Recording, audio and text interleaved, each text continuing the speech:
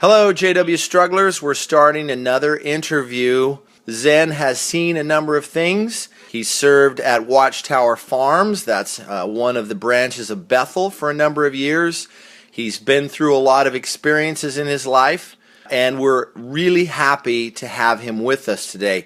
Zen, I want to thank you for doing this interview. I appreciate it very much. You're welcome. Thank you.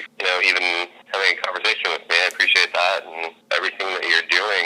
I think it's a really beautiful thing, and it's something that almost nobody can criticize what you're doing, because there is such heart to it that anybody that has a heart can pick up on the fact that you have heart and your work has heart. So I really appreciate that. Well said, Mr. Zen. First of all, I'm going to agree with you that I am a beautiful person. That's the first thing. Didn't you say I was beautiful? I think that's what you said. Yes. And then I'm going to disagree with you on the part about how you can't criticize it, because there's plenty of JW apologists that like to go on my channel and criticize me. One called me a new age hippie the other day that respects They called me a new age hippie. I know. He called me a new age hippie who now respects everyone's opinions. My answer back to him was, well, as a matter of fact, I do respect everyone's opinions now. Thank you for that. I don't know about the new age hippie part, but I'm not wearing any crystals. So anyways, this interview is about you, Mr. Zen. Now tell me, you were raised around the witnesses. Were your parents witnesses? What's your background with the Jehovah's Witness movement? I am born in, a true born in, and I really feel like born-ins are in a completely different religion than the converts, and I don't think the converts have a clue of what it's really like. I don't know how that is. I can't really explain it, but it's the rare convert that I've ever met that really understood it at the depth that I think the born-ins do. It's just a different experience, for a convert, it's a real choice, They really did actually with free will choose it. They weren't slowly indoctrinated from the time they're a fetus, like I was. So it's a little bit different, but yeah, I am a born-in, and I actually forget the question that you said just now. Oh, well, that's the beginning part of it, and I just asked what's your background with the witnesses. So your parents raised you as a Jehovah's Witness. When did you get baptized, and what were the circumstances there? I was baptized in 1985 in Woodland Hills, and I believe it was November 9th, 1985, actually, is the exact date. And I was 16, and just kind of, my family was in kind of a lull, I would say, in terms of their activity in the organization.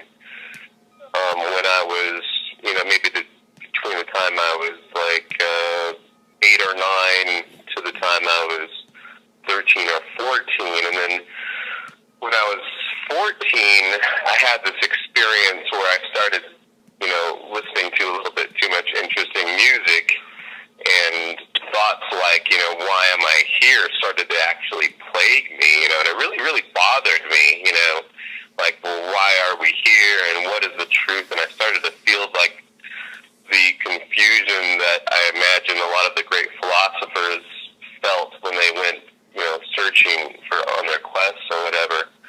So my solution was to ask my mom. Of course, I'm a child, and I might have been 12 when I asked this question of her, or 13. I just went into her room once, and I'm like, is this, really the truth? I meant the Watchtower, the Jehovah's Witness. And she said, just took her glasses off right as she said it too. Yes, it is. And that was pretty much it. And I just walked out of her room, and I'm like, oh, okay, I guess this is my life then. This is my life path. You want to go on the true path, not the false one. So, all right, so God really is named Jehovah. And it's almost like with a press of a button, all the flood of indoctrination and brainwashing, or whatever you want to call it, was confirmed in me, and I accepted it as truth. And I just had a little bit of, I wanted to try some things in the world before I went public with my, acceptance of the truth, right? So my freshman year of high school was coming up, and I decided, well, at the end of the freshman year, I'm going to, be good, but for my freshman year, I'm going to just try stuff, and I tried pot and stuff like that, and I tried to kind of emulate the heavy metalers and the rockers and whatnot, and I never did fit in, though, the problem was, and so right at the end of the year, I happened to, start attending the meetings a little bit more, and people started to notice, right? Because I was like the first one in my family to kind of get back to the meetings. And so, and I would even like call, elders or whatever, have people pick me up, and I'd always take my little brother Danny with me too. So it was just me and my little brother Danny going to meetings for a while, and started to go out in service. By the way, okay, I'm just going to state for the record that I was born and raised and known all my life as Shawn Dean. All right, all the friends back home in El Monte, California, knew me as Shawn. I was never called anything else but Shawn. And then, as a good nickname, I kind of adopted back in 2006 or 7, somewhere in there. I like it. And yeah, and people started calling me that, and I have some very important people and sort of, spiritual mentors of mine that confirmed the name Zen upon me. So I've been using it ever since about then. So, but if you knew me way back when, I also like that you keep calling me Shawn. So, I do respond to whatever people want to call me generally, and I don't make a big deal about it usually. But I made friends somehow with who became my best friend eventually. His name is Tim Thayer, and he's still a witness as far as I know. He was in my congregation, Cogswell congregation in Monte, California, and we had some things in common, some music, and we both were interested in surfing, and, at some point, I don't know, we went to get-togethers, or he invited me over to his house, and then we got this idea to start going surfing together, taking the bus down to the beach, actually, and going, bodyboarding or surfing or whatever. And that became kind of like a really, a friend-forging activity. If you've ever surfed with someone and spent many hours out in the water with them, you kind of know what I mean. For the next, it seemed like for a lifetime, but I guess it was only 3 years that we were best friends. And that relationship really took me from being just kind of a satellite witness to getting baptized. It's like, and then I also, right around the same time I started going back to the meetings, my mom, of course, took great notice in me going, right?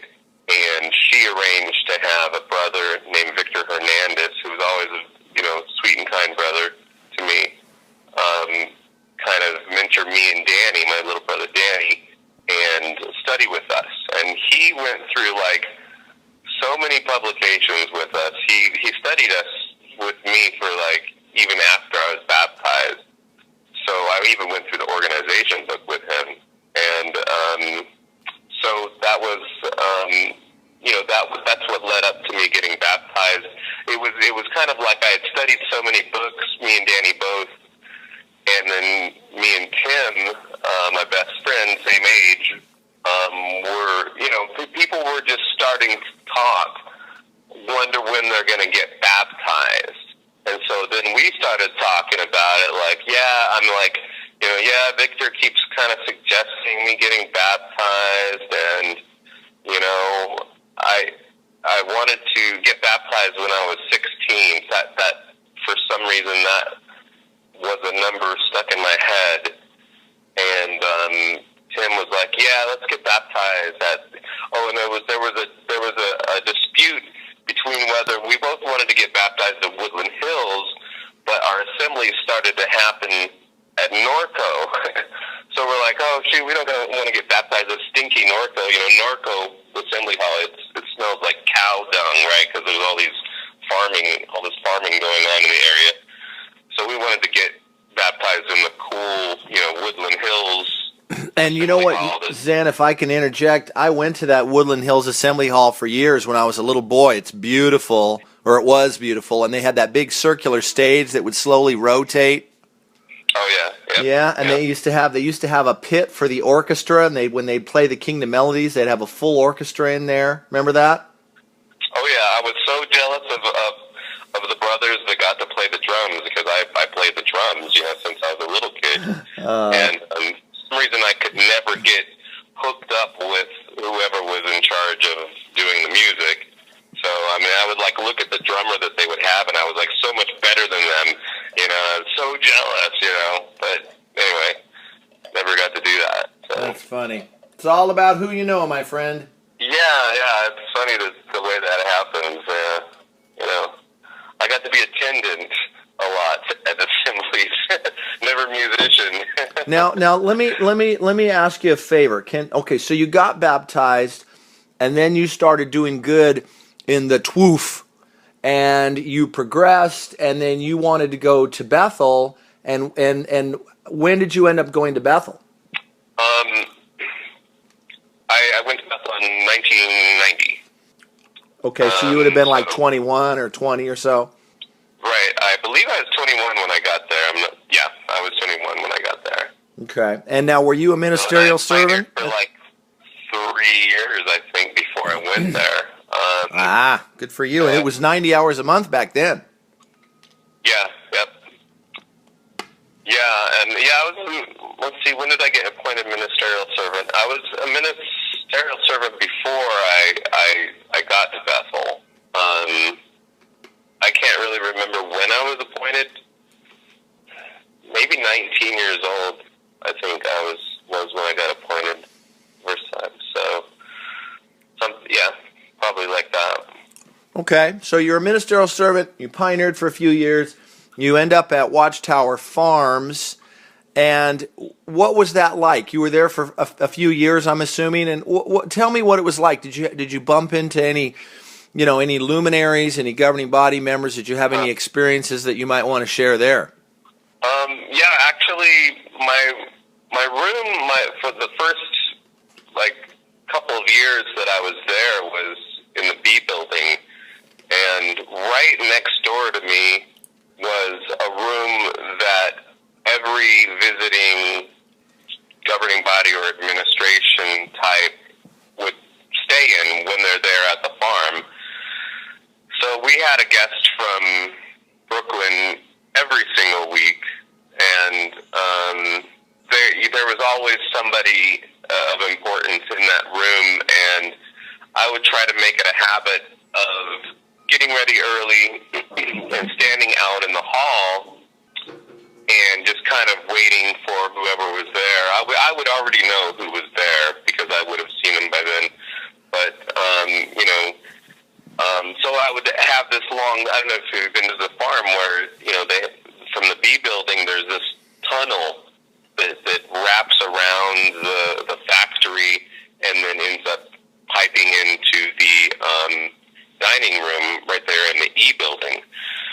So it's this kind of meandering walk, and so I would take that stroll with a lot of the governing body members or whoever was visiting, and quite a few of the governing body members, they knew me as first name. They would call me Shawn, and we would walk together, and I really wouldn't try to pick their brain too much. I just try to be pleasant, and in the morning, sometimes most of them were there to conduct the morning worship program. Actually, a lot of the time, so I wouldn't want to disturb their thoughts too much as we're walking. But Brother Schroeder always wanted to get into something. So Schroeder is, he had to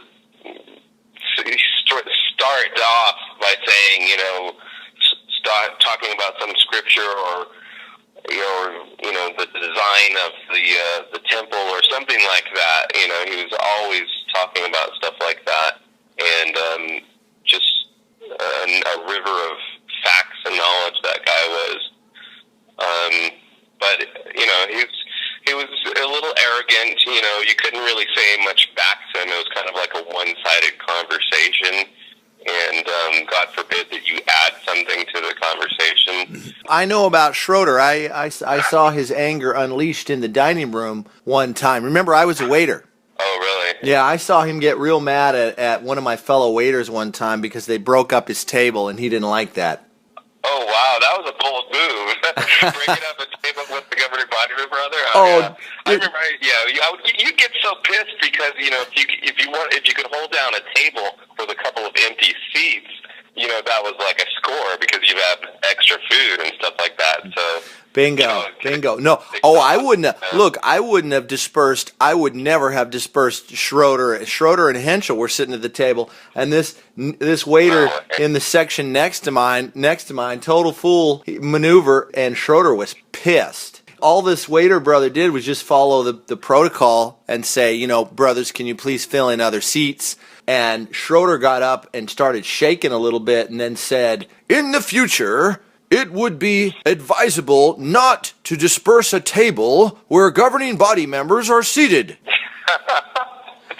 Yeah. I was just shaking my head laughing. Yeah, that was, and I'm sure that, whoever the young guy whose overseer was, confirmed that, you know what I mean? Don't ever do that again, you should know that's the unwritten part of the rules, duh. Yeah, it was funny. So now I'm sorry, I didn't want to interrupt you. So you said that you would take those long walks to get to dining room. You met some of these poobahs of the organization, and did you see things that made you stop and wonder? I mean, I remember thinking to myself, well, that's not right, but then I just stuffed it down and I made myself forget about it, until many years later. Did you have any of those kinds of experiences, or what else about Bethel just sticks out in your mind? Well, I would say for the most part they're pretty happy years because I felt I had this purpose and everything, and I was just so busy. I remember being tired for 6 years, and just never feel like you can catch up on sleep. And, of course I started to see things right away as soon as I got there that were just I kind of couldn't believe it, and I'm like, what kind of world are we living in if this is the truth and this is what's going on? And one of my first experiences was this, and this is a great one, I think. Bob Shawn was the factory safety guy, right? So, as you know, because Jehovah's Witnesses and Watchtower is a religious organization, and they repeat this over and over again, they have no obligation whatsoever to follow any OSHA safety standards, okay? They always say this, but we always do. We always do follow OSHA anyway, right? So they actually do have this pretty involved, OSHA regulation program about everything that they do.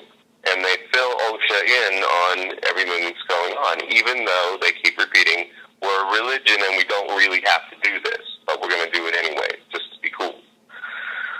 So there is a process when you're a new Bethelite that you might remember, that you go in there and you're given all these safety instructions. You're given like here's all the hazardous materials that you're going to be exposed to, and on and on and on. And these are OSHA regulations. And then at the end of their presentations and stuff like that, there's a personal addressed to you as the person questionnaire as to how the how the organization did. You know what I mean? Like, what's your opinion on? Well, it wasn't just one question, but it was a series of questions on your opinion on how the society did, whether it was thorough, whether it was well thought out or prepared or accurate or anything like that, right? So, in general, the answer yes to the question meant that the society did a good job, and the answer no meant that they did not do a good job. And if you answered no, there's a little place where you can explain why you say they did not do such a good job in either presenting it or exposing the information to you or whatever, right? So Bob says that, by the way, at the end we're going to give you this personal questionnaire to, for you to rate the society on how they did, basically. And he said, by the way, the answer to all of the questions is yes. And I'm like, wait a minute. These are questions that are to me personally, that I get to answer. And if I think they're yes, they're yes. If I think they're no, no. So I went down and I actually marked yes on all of the things. But at the end it says, do you have any other, suggestions or comments on, how this OSHA regulated material was presented?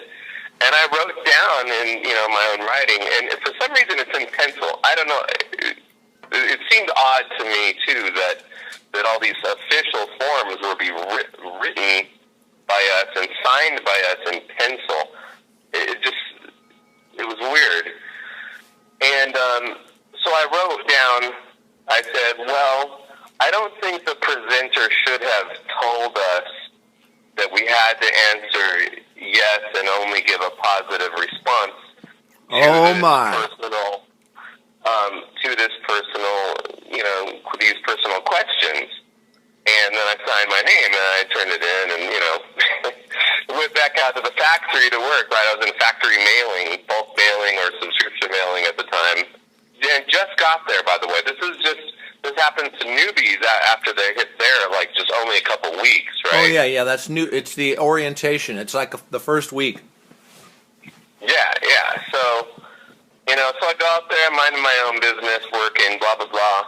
And then I get called in, right? I get called back in. And I don't know what's happening. I go, go anywhere you wanted me to go. And then I open the door, and it's Dan Marshall, the factory overseer, sitting next to Bob Shoon. And they both have very unhappy looks on their faces, and their arms kind of folded and crossed and everything. And then I see this piece of paper in front of them, and I come in and I sit down. It was almost like a judicial committee meeting or something like that. And they're like, we need you to erase what you wrote. And I'm like, you mean on that form? I'm like, well, yeah, but it's like, the question was asking me, and that's my opinion. I'm sorry. And they're like, yeah, but we only want to send positive results back to OSHA. And this is a very negative and embarrassing statement, so we need you to erase it. And I'm like, well, I'm not going to erase it. You got the pencil. If you want to erase it, you erase it, but I'm not going to erase it. Whoa, you dug your heels in right off the bat. I can't. Thinking about it right now, I can't believe I did that, because I certainly didn't maintain that kind of doggedness throughout my Bethel career. I definitely started to bend over eventually. You wouldn't have lasted as long as you did if you hadn't. Exactly. Yes, of course not. And before I look at Dan and I'm like, "Can I go?" And he's like, "Yeah, go ahead back." And then before I even left, here's Bob Shoon with a big old eraser erasing my sentences that I wrote. I love it. It's like, whoa. And I'm like, straight up scandalous bullshit that was. I mean, oh my God. The thing is it actually kind of scared me, because I'm like, they are capable of doing that kind of thing. That really dirty down kind of thing, like that really like illegal kind of thing, and I couldn't do a damn thing about it. And I would have gotten the axe if I had, been any more ethical or moral. I would have gotten the axe, is what I'm trying to say. And I realized that this ethical, moral thing was a line to be drawn by the society wherever they see fit. Of course, I couldn't articulate this in my mind the way I am right now, but those are the kind of, let's just say, senses and feelings I was getting, and I really was a little scared.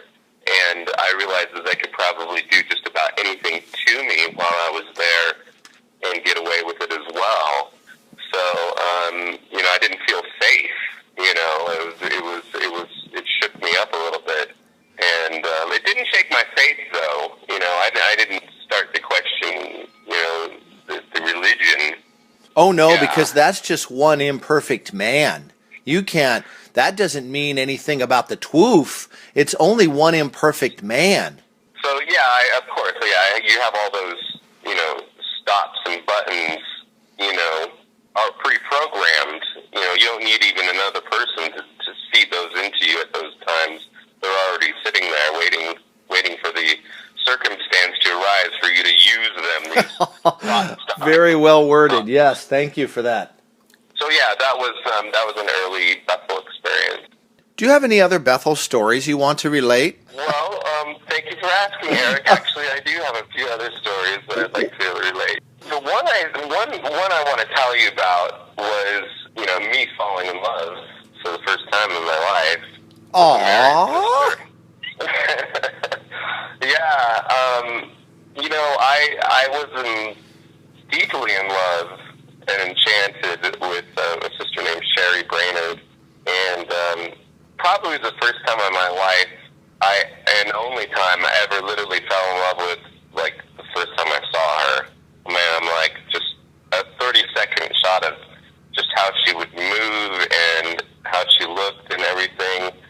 And it happened that I was in subscription mailing at the time, and she's like, the new sister in the department.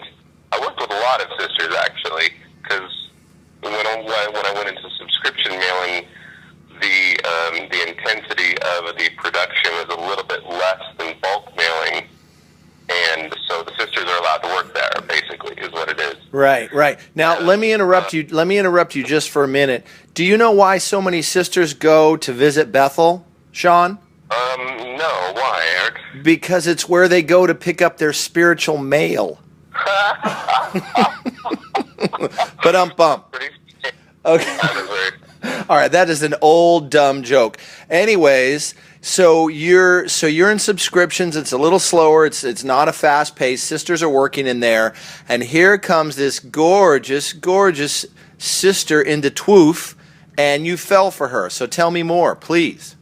Yeah, and her husband, couldn't more like a movie, but her husband was the new mechanic.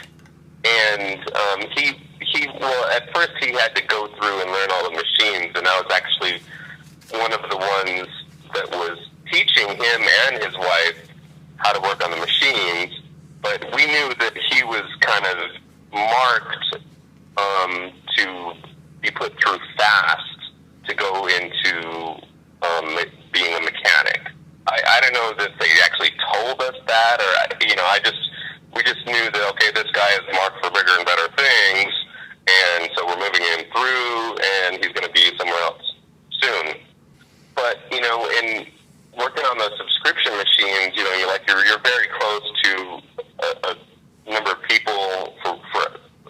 a day, doing a very repetitive job. So you have conversations. We just talk all day long. While we're bagging, clubs. We call them clubs of magazines into mail sacks and matching up their tickets and stuff like that.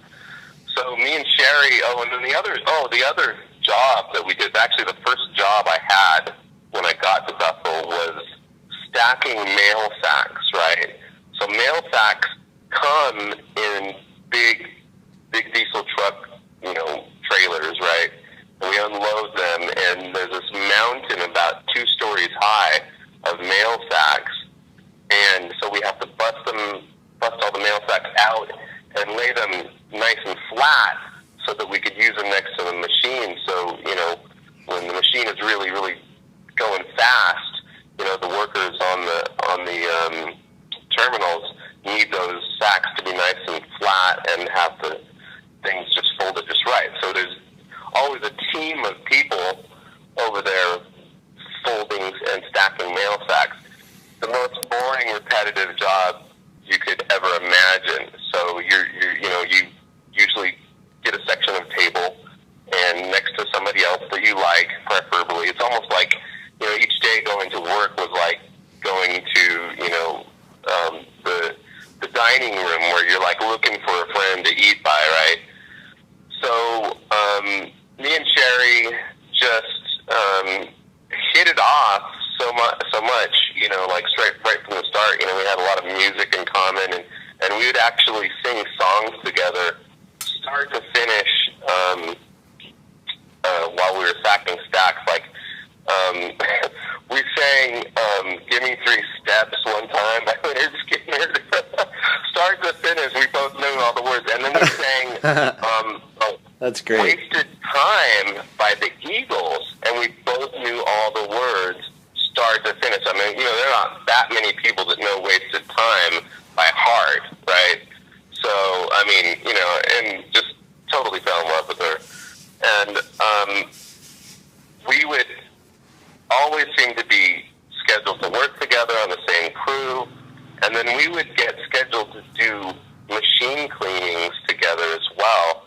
And our way of cleaning the machine was, most people, they found it faster. One person is on one end of the machine, and another person on the other end of the machine, and they meet in the middle, and then they're done, right? Well, we would start on opposite sides on the same end of the machine, but, on opposite sides, right? So we could just sit there and talk all day long. And, it just was, like the most, connected I felt with the woman. And then she started to talk about her husband and put him down to me and complain about her husband to me. And it was then it started to go into this other direction, does she have feelings for me too? And why is she choosing me to complain about her husband? And they hadn't been married that long at the time either. It just kind of started getting a little bit, our hellos, and started to get a little bit, softer and more tender, and just little touches here and there. And as soon as I would walk onto the factory floor, I'm looking for her, and she's looking for me, and we always seem to meet up at the same place. Oh, where are you working today? So it went on for quite a while like that, and I'm talking more than a year, maybe 2 years, and it was very uncomfortable. And there was this one time where she called me over where she was working, and she was like, "I got to tell you something." She's like, "You know that song?" And we always knew all the same songs. Oh my God! You know that song that says it's sad. It's sad. Okay, sad to belong to somebody else when the right one comes along. And I'm like, yeah. And I was nervous, and I'm looking around, and like nobody's around for miles, right? And we're just alone in this corner of the factory, and she's like really close to me, and she's like, and then she like turns to me and like touches my shirt in a weird way. And she's like, "Don't you think that's the saddest song in the world?" And I'm like, yeah. And I'm like, you know what? I gotta go. And I was like shaking, and I mean, I didn't even look back at all. I just, I went into the subscription office and like, I asked somebody, I made up something, and then, I did the good thing, and I guess the right thing, but I'm not sure if I would make the same decision today, knowing what I know at 45, The order is rapidly fading, for the times they are a-changing.